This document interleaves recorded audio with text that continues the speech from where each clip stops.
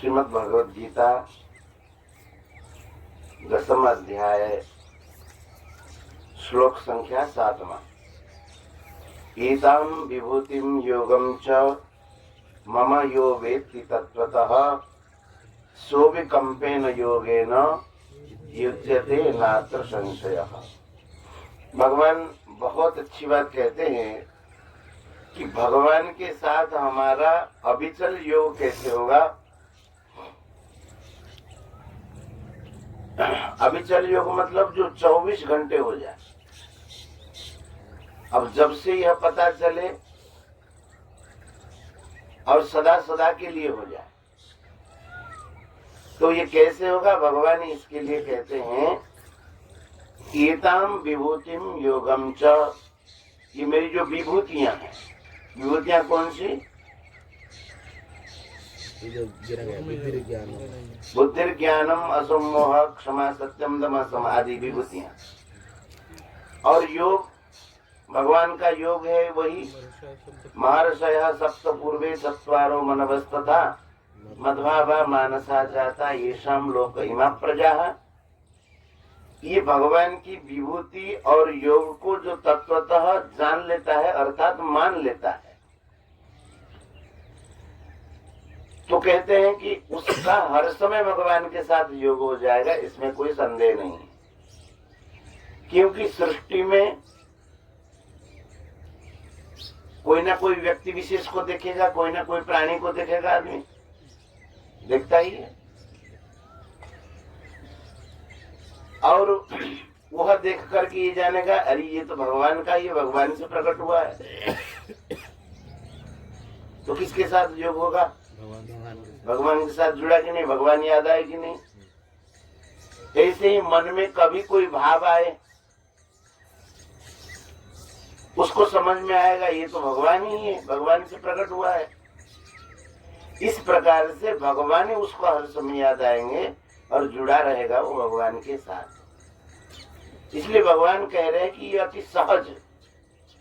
स्वामी जी महाराज कहते थे कि जब पहले महाराज श्री साधक संजीवन टीका लिखे तो महाराज जी ने कहा कि 10वां अध्याय को हमने साधारण तरीके से देखा। अमुक में अमुक, अमुक में अमुक भगवान की विभूतियों का वर्णन किया है। लेकिन महाराज जी बोले कि उसके बाद जब विशेष उसमें अध्ययन किया तो लगा कि अरे तो बहुत एक विचित्र बात कह रहे हैं। भगवान के साथ योग होने का एक माध्यम है, विभूति से योग होगा। जैसे सांख्य योग, कर्म योग, कर्म संन्यास योग आदि आदि योग है ना, उसी प्रकार से भगवान कह रहे एक विभूति योग। तो सरल तरीके से कैसे भगवान से योग हो जाएगा, भगवान वो बात बताते हैं। अब इसके आगे भगवान कहते हैं इसमें कोई संदेह की बात नहीं है। कोई संदेह नहीं करे कि हम इन विभूतियों का हमको बोध हो जाए तो योग कैसे हो जाएगा। भगवान कह रहे नात्र संशयः, इसमें कोई संदेह की बात नहीं। अब भगवान उसी विभूति का और उसी योग का विस्तार से वर्णन कर रहे हैं। अहम सर्वस्य प्रभवो मत्तः सर्वं प्रवर्तते इति मत्वा भजन्ते मां बुधा भाव समन्विताः। जो बुधा, बुधा माने विज्ञ पुरुष, ज्ञानी, और जो जानकार लोग, और जो भाव समन्विता, जो भाव से युक्त है, और जो भाव समन्विता है वही बुधा। जो भाव युक्त है वही ज्ञानी है। तो बोले ज्ञानी लोग भजन कैसे करते हैं, मेरा भजन कैसे करते हैं। ज्ञानी का मतलब आप लोग मत समझिएगा कि जो पढ़े लिखे हो और सांख्य योग से चलते हो वो ज्ञानी है, ऐसा नहीं। ज्ञानी का मतलब असली तत्व को जानने वाला, वो ज्ञानी है। तो उनके भजन की प्रणाली क्या है? इति मत्वा माम भजन्ते, ऐसा वह मान करके मेरा भजन करते। क्या मानते हैं, उनकी क्या धारणा होती है? तो भगवान कहते अहम सर्वस्य प्रभव, मैं सबको उत्पन्न करने वाला हूं। देखो कितनी अच्छी बात कहते हैं, भगवान सबको उत्पन्न करने वाले हैं, सबकी उत्पत्ति के कारण भगवान है। जब उत्पत्ति के कारण भगवान है तो भगवान ने कहीं से ऐसा थोड़े हुआ कि कुछ सामान दूसरी जगह से मंगाया और उसको फिर मिला करके भगवान ने उत्पत्ति कर दिया। जैसे हम घर बनाते तो कहीं से ईंट मंगा लेते, कहीं से सीमेंट मंगाते, उसके बाद और सामान मंगा करके फिर घर बनाते। कोई भी चीज बनाओ तो कहीं से सामान आपको मंगाना ही पड़ता है। लेकिन भगवान कहते अहम सर्वस्य प्रभवो, सबके उत्पत्ति का कारण मैं हूँ, सबकी उत्पत्ति करता मैं हूँ। इसका मतलब ऐसा नहीं है कि भगवान ने कहीं से कुछ सामान मंगाया और सामान को जोड़ जोड़ के हमको उत्पत्ति कर दिया, ऐसा नहीं। क्यों ऐसा लगता है? अच्छा, सामान भी मंगाएंगे तो कहां से मंगाएंगे? अहम सर्वस्य प्रभव का अर्थ है मैं सृष्टि के उत्पत्ति का कारण हूं और मैं ही सृष्टि रूप से बना हूं। समझ में आएगी बात? क्या वही मूल है, सब कुछ निमित्त कारण और उपादान। निमित्त और उपादान दोनों कारण भगवान ही है। निमित्त कारण अर्थात बनाने वाला, अथवा जो सामग्री उसमें लगे। उपादान कारण अर्थात जिस तत्व से वह चीज बनी। तो अहम सर्वस्व प्रभवों में भगवान दोनों बातें कह देते। मैं सृष्टि को बनाने वाला हूँ तो मैं ही बनने वाला हूँ सृष्टि रूप से। समझ आगे बात? और मत्तः सर्वम प्रवर्तते, ये सारी जो चेष्टाएं हो रही है, सृष्टि का जो सक्रियता है, सृष्टि में जो चेतना शक्ति है, भगवान कहते मत्तः। भागवत में आप लोग पढ़ेंगे, अभी तीसरे स्कंद में आएगा कि सृष्टि में सब कुछ बनने के बाद भी सृष्टि सक्रिय नहीं हुई। जैसे मान लीजिए हमारे यहाँ 10 कुटियाएं हैं, 10 में अलग अलग संत रहते हैं, लेकिन उससे सत्संग नहीं होगा ना। सत्संग का सत्र कैसे चालू होगा? सब लोग समय पर एक जगह आए और सत्संग की जो तैयारियां हैं उसको करें और उसके बाद सत्संग चालू होगा। और अपने घर में अगर अलग अलग बैठे रहेंगे कुटिया में, चालू नहीं होगा ना। तो वैसे ही भगवान ने सारे सृष्टि को बना दी। जैसे हमारा शरीर है, नेत्र है, नेत्र गोलक है और उसमें एक देखने की शक्ति है और उसकी देवता है। ऐसे सब हाथ पांव के सबको बनाने के बाद भी सब लोग कार्य करने में सक्षम नहीं हुए, चुपचाप अपने अपने घर में पड़े हैं। तो देवताओं ने प्रार्थना की भगवान से, बोले कि प्रभु आपने यह हमको जो बनाया है, सृष्टि को सक्रिय करने के लिए अथवा आपके लिए खेल सामग्री बनाने के लिए आपने हमको बनाया है, लेकिन हम सब मिलकर के भी इसको सक्रिय कर नहीं पा रहे। तो भगवान ने कहा कि तुमसे काम नहीं होगा, हमको ही जाना पड़ेगा। तत्सृष्ट्वा तदेवानु प्राविशत, इस सृष्टि को बना करके भगवान ही इसमें चेतना के रूप में प्रविष्ट हो गए। ये सृष्टि में जो सक्रियता दिखाई दे रही है, हलचल, चेतना, ये भगवान की चेतना है। सृष्टि तो जड़ है। तो कहते कि मत्तः सर्वम प्रवर्तते, मैं ही इसको बनाने वाला हूँ, सृष्टि रूप से मैं ही बनने वाला हूँ और मेरे से ही ये सृष्टि सब कार्य कर रही है। लेकिन आप देखेंगे जो चीज बन जाती है वह चीज को आदमी देखता है और भीतर बनाने वाले को देखता नहीं। ऐसे ही भगवान ने कहा कि इति मत्वा भजन्ते माम। इति मत्वा शब्द यहाँ आया, ऐसा मान करके। आप लोगों को कई बार कहा हूं, मान करके क्यों कहा? ये जान सकता नहीं, इसलिए इति मत्वा भजन्ते। जानेगा कैसे? वो तो भगवान के बाद ही हुआ है, भगवान से ही प्रकट हुआ है। तो कहते इति मत्वा भजन्ते माम बुधा भाव समन्विताः। भाव समन्विताः बुधाः, जो भाव से युक्त विज्ञ जन है, भक्त लोग, ऐसा मान करके मेरा भजन करते। क्या मानते हैं? दो बातें। क्या? भगवान से सृष्टि सब होती है और भगवान ही है सब। अहम सर्वस्य प्रभवो मत्तः सर्वम प्रवर्तते। यह मान करके भक्त लोग भगवान का भजन करते हैं। और कैसे भजन करते हैं? बड़ा सुंदर श्लोक बताते हैं। मच्चित्ता मदगत प्राणा बोधयन्तः परस्परम कथयन्तश्च मां नित्यं दुष्यन्ति च रमन्ति च। बोले कि उनका चित्त मेरे में लगा रहता है, मच्चित्ता। दूसरी बात कहते मदगत प्राणा।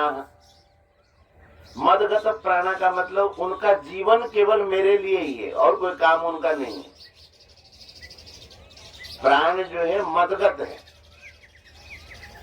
गोपियों ने कहा नहीं गोपी गीत में, यत्तेषु जात चरणाम बुरुहम स्तनेषु भीता सनैः प्रियदधि महि करकसेषु तेना टबिम अटसित व्यथते न किंचित् कुरुपादिभिर भ्रमतिभिर भवदायुषाम नः। हमारी आयु कैसी है कि भवत आयुषाम, हम केवल आपके लिए जी रही हैं। आप देखेंगे गीता जी का यह सूत्र और भागवत जी में गोपियों का जो चरित्र एकदम मिलेगा। मदगत प्राणा मतलब ये कृष्णगत प्राणा है, भगवान के लिए ही गोपियां जीती थी। भगवत आयुषाम अर्थात उनकी आयु, उनका जीना, उनके प्राण भगवान के लिए ही समर्पित थे। समझ आता? मदगत प्राणा मतलब उनके जीना ही भगवान के लिए मदगत प्राणा है।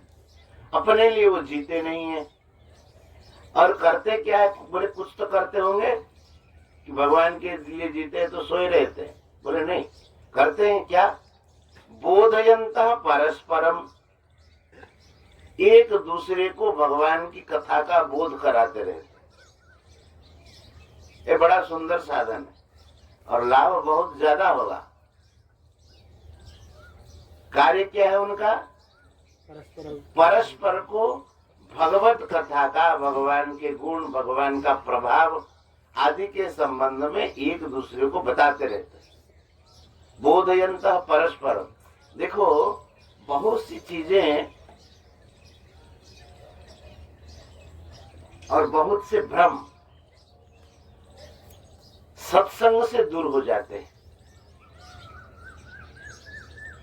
स्वामी महाराज हमारे कहते थे कि अकेले में आप खूब तपस्या करिए, बहुत से भ्रम आपके मन में बने रहेंगे, लेकिन आप सत्संग करिए, बहुत से संशय दूर हो जाते हैं।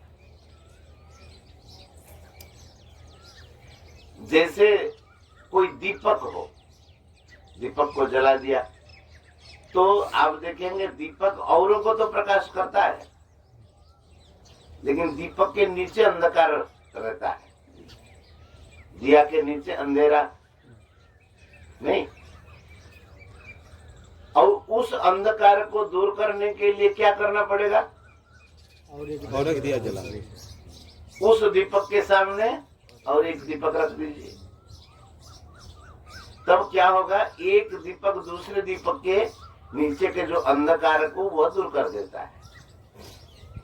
ऐसे ही मनुष्य के भीतर अनेक संशय रहते हैं, अनेक प्रकार की गलत धारणाएं रहती है।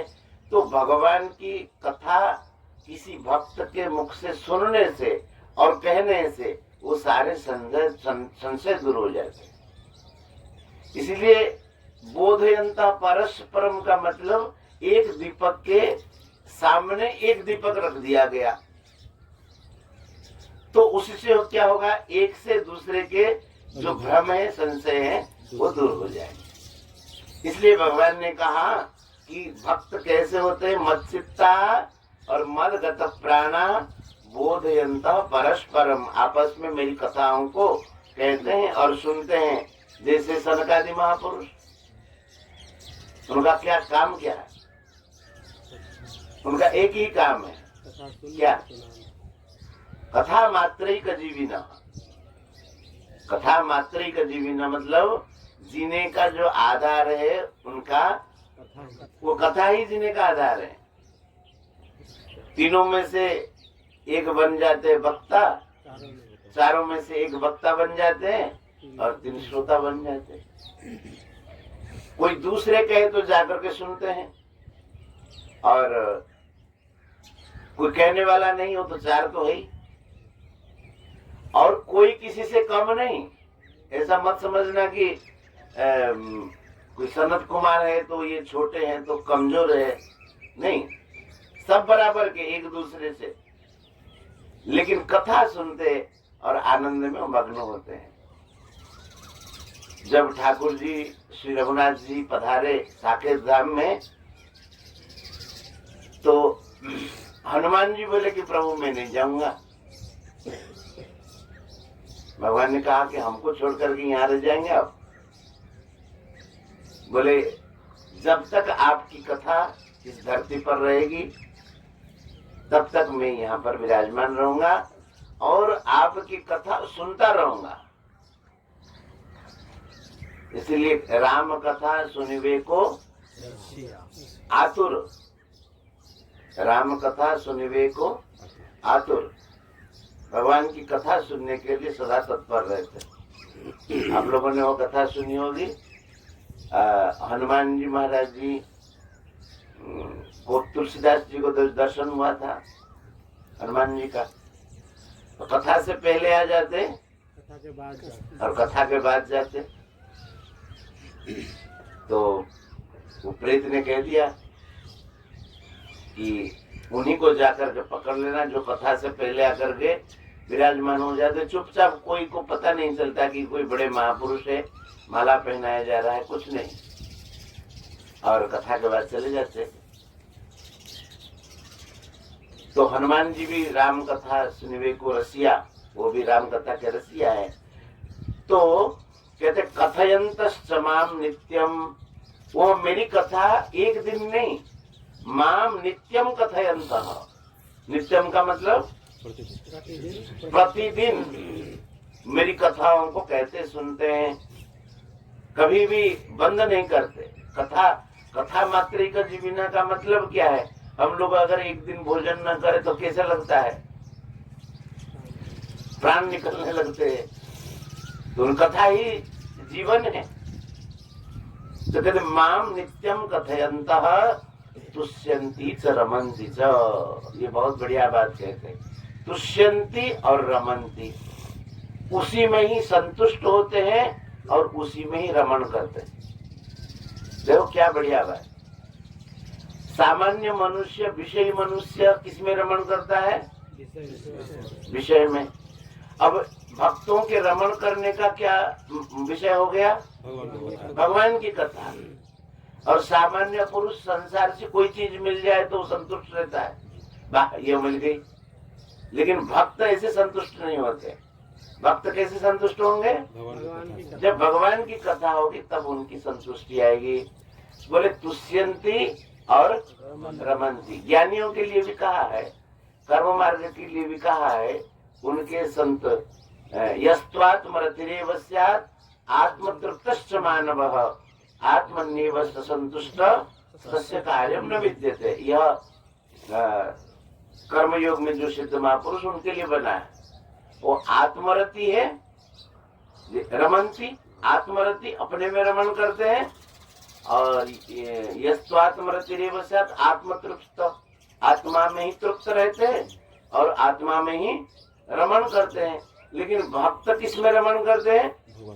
भगवान में रमण करते हैं और भगवान की कथा में ही तृप्त रहते। बोले तुष्यंती च और रमन्ती च। इस प्रकार से भक्तों का स्वभाव ही होना चाहिए। देखिए जितने भी महापुरुष हुए हैं उन्होंने एक व्रत लिया, सत्संग। स्वामी जी महाराज जी के जीवन में बाकी कुछ बंद हो जाए लेकिन सत्संग बंद नहीं होगा। महाप्रयाण के एक दिन पूर्व तक महाराज जी सत्संग पंडाल में जाकर के सत्संग किए। एकादशी के रात्रि को महाराज जी पधारे तो दशमी के शाम को जाकर के महाराज जी सत्संग किए। 20 मिनट बोले थे। प्रोस्टेट का ऑपरेशन भी हुआ था लेकिन महाराज जी सत्संग छोड़े नहीं। सुबह के समय में ज्यादा ठंडी में भीतर से बोलते थे और बाकी दोपहर में बाहर आते थे। तो संतों की से यही शिक्षा लेनी चाहिए, अपने जहां भी रहे जितने भी लोग मिले भगवान की कथा होनी चाहिए। हम कहेंगे बहुत लोग नहीं तो नहीं, हम लोग तो मंत्र उच्चारण कर रहे हैं। बहुत लोग आए तो ठीक है, तुम भी लाभ लो। कोई न आए तो एक दो को लेकर के कथा सुनो कहो। इस प्रकार से जीवन होना चाहिए। बस आज यही रखते हैं। गोविंद जय जय गोपाल जय जय गोविंद जय जय गोपाल जय जय गोविंद जय जय गोपाल जय जय गोविंद जय जय गोपाल जय जय श्री राधा रमण हरि गोविंद जय जय राधा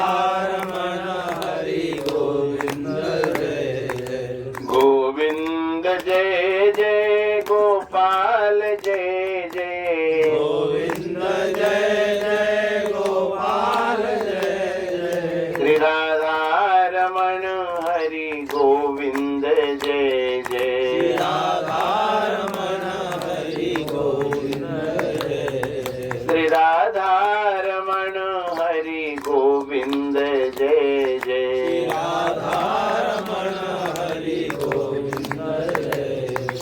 वृंदावन बिहारी लाल की, श्री राधा रानी की, श्रीमद् भगवत गीता मैया की, सब संत भगवान की जय। जय श्री राधे।